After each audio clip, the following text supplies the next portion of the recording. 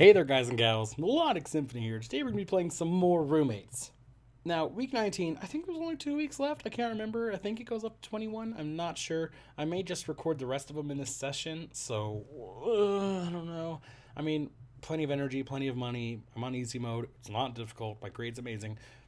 Let's go. I don't think there's much to do this week, actually, to be honest with you. I am seriously hungry. It's times like these, it's times like this it pays to have a girlfriend who can give you cheap food. I head over to the cafe, opening the door and scanning for Isabella before I take a seat. Oh hey, good looking. Give me a second and I'll bring you over your favorite. Thanks, Isabella. Isabella goes about her task, and after a few moments, I'm afraid she's forgotten about me. That's when I notice the door and Chad walking in. This might be a bad thing. I stick to my seat, but I don't exactly call for his attention. I may not be afraid of a little trouble, but that doesn't mean I need to go looking for it. Besides, I should be here in case Isabella needs my backup. But I don't want to start drama. Luckily, Isabella doesn't notice him at first and keeps serving other customers. Finally, after a few moments, I hear Chad clearing his throat loudly. Hey, Isabella, I don't get to have a word or nothing? I don't see why you should get a word in. Do you honestly feel like there's something to say? Because I don't particularly. Come on, don't be like that, baby. Look, I'm sorry I screwed up. Doesn't mean we can't have some good times, right? You really think that's all it's gonna take? Isabella sets down the tray she was carrying with enough force that the sound echoes through the whole cafe. We're over, you bastard. You had your chance at greatness and you freaking blew it. Now scuttle off and leave me be. Come on, baby, I'm not the only one missing out. We had some good times, right? I've made mistakes, sure, but I'm coming to you on my knees here. Oh, are you? Really? Because it looks like you're standing perfectly well to me. You don't even have flowers, or chocolates, or anything. You're not even trying. Don't get me wrong. I'm glad he didn't bring me flowers. I'd hate to think you wasted your money. We're done here. Come on, you think you can do better than me? Just forgive me already. As it turns out, yeah, I can do a lot better than you. I can do a crap ton better than you. Chad looks at her confused for a moment, and then anger comes over his face. You already dating somebody else? Already? Screw them. Where are they? I'll show them what they get for touching my woman. I think for a moment about jumping in and sticking up for Isabella, but then I realize I'd just be butting in. This is between Isabella and Chad, and she doesn't need me sticking my nose in. You're a woman? Your woman? Oh, what was I, some plastic doll for you to parade out for your friends? This is my car, this is my cell phone, this is my woman? Screw you, you pig-headed asshole. The only person I belong to is me. Chad practically reels from the verbal assault.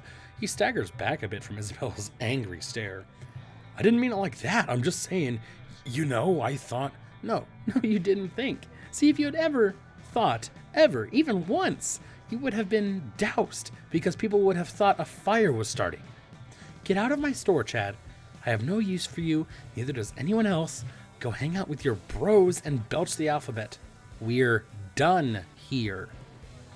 Isabella turns and stalks behind the counter. Chad looks stunned and ashamed and just turns to walk out.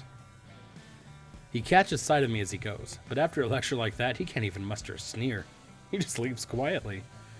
A few minutes later, Isabella comes back out and spots me still sitting there. Oh man, you saw all that, huh? What an asshole, am I right? I just smile and nod. Thanks for not butting in. I hate it when people try to fight my fights for me. I knew you had him, babe. No way that micro mind was gonna walk all over you. Well, thank you anyways, sweetness. Come see me after my shift and I'll make sure you know how grateful I am. Besides, I've got a lot of stress worked up that I need to get rid of. Damn, babe. You don't have to tell me twice. Jesus. Wow. Like, that's how I imagine the situation would have gone. I think it's worded differently in Anne's because I think I would have remembered something that aggressive if I had seen it before. I don't know. Whatever. Finally, I've got a little free time to start thinking about this end of the year gig I've been planning. I need to ask around and see what kind of parties I can dig up. Well, of course. All right, time to find a party around here. Shouldn't be too hard. This isn't exactly a party-free campus. Of course, the easiest way to do that is talk to the hardest partying person I know. Of course, Isabella. I knock it on Isabella's, I assume door. I understand that, like, they had to write 100,000 words at least in this, hundreds of thousands, but that's a whole word missing. Like, I understand grammatical errors, but that's a whole word missing. Oh well, whatever. It's still a great game. I knock on Isabella's door and give her my best smile as she opens up. Hey, sexy, mind if I come in a second? Never, hot stuff. What brings you down from the long, hard trek from your room to mine? Actually, I had a quick question. I'm trying to throw a gig together here on campus, and I'm wondering if you knew of anyone throwing a big end of the year bash. Oh, funny you should ask. Actually, Anne's trying to throw one. What?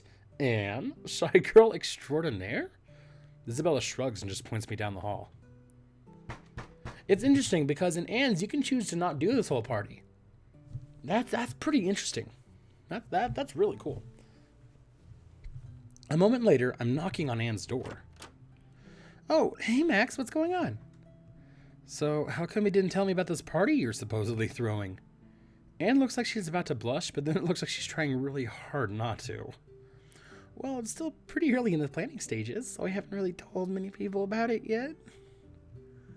You have entertainment already? No, that's my next task.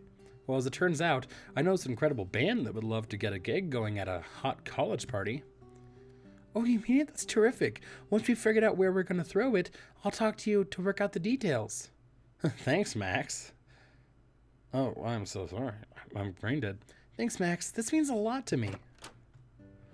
Apparently, it means so much to her that she rolls away excitedly, shutting the door on me. Oh, I thought that was my phone. I'm so sorry. I head back to my room and dial up Memphis, filling him in on all the details. Luckily, he hasn't been idle, and I have to admit, he picked a pretty good lineup for our set. Okay, so we've got a venue and a set. Now we just need to figure out how to get the word out. Does she know where she's holding it yet? Not yet. I figure we'll just get some flyers done. Fair enough. You want to draw them?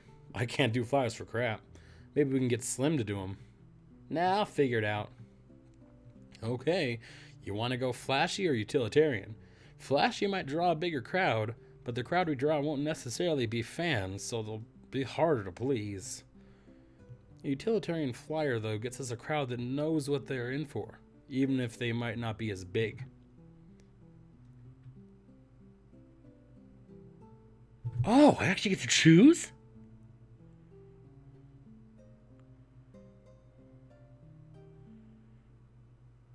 That's really interesting. Does it, like, genuinely change the outcome? After I'm recording this, I'm going to look it up, because I really don't want to mess it up. Dang it.